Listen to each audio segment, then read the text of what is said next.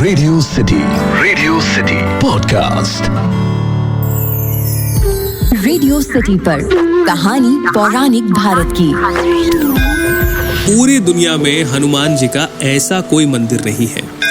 Radio city पर मेरा नाम है अखिल और ये है कहानी पौराणिक भारत की। और आज सिटी पर कुंभ मेला में हम आपको बताना चाहेंगे प्रयागराज के बड़े हनुमान मंदिर के बारे में।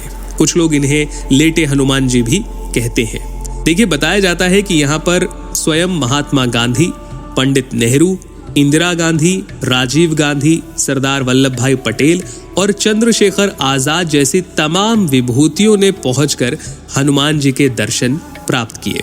देखिए, इस मंदिर में हनुमान जी लेटी हुई अवस्था में है तथा हनुमान जी अपनी एक भुजा से अहिरावण और दूसरी भुजा से दूसरे राक्षस को दबाए हुए हैं। ये एकमात्र मंदिर है जहां हनुमान जी लेटी हुई मुद्रा में है।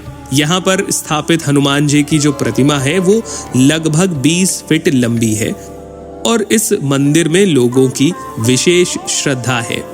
इस मंदिर के बारे में कहा जाता है कि बिना हनुमान जी के दर्शन किए संगम के यात्रा का फल नहीं मिलता है। इस मंदिर की कुछ कहानियां बड़ी प्रचलित हैं। जैसे कि एक कहानी में बताते हैं कि लंका पर विजय प्राप्त करने के बाद हनुमान जी इसी स्थान से गुजर रहे थे तो उन्हें बहुत थकान हुई। तब माता सीता के कहने पर उन्होंने यहाँ विश्राम किया, इसीलिए इस स्थान पर लेटे हनुमान की पूजा होती है। एक और कहानी जो श्रद्धालुओं के बीच बहुत प्रचलित है वो ये कि एक धनी व्यापारी थे जो हनुमान जी की मूर्ति को लेकर जा रहे थे। तब उनकी नाव संगम के तट पर पहुंची और हनुमान जी की मूर्ति यहाँ गिर गई। व्यापारी ने हनुमान जी की मूर्ति को उठाने की बहुत कोशिश की, बहुत प्रयत्न किए, लेकिन वो उसमें सफल नहीं हो सका। उस रात व्यापारी को सपना आया जिसमें हनुमान जी ने उसे दर्शन देकर कहा कि वो संगम में ही रहना चाहते हैं। तब व्यापारी ने मूर्ति को यहीं रहने दिया।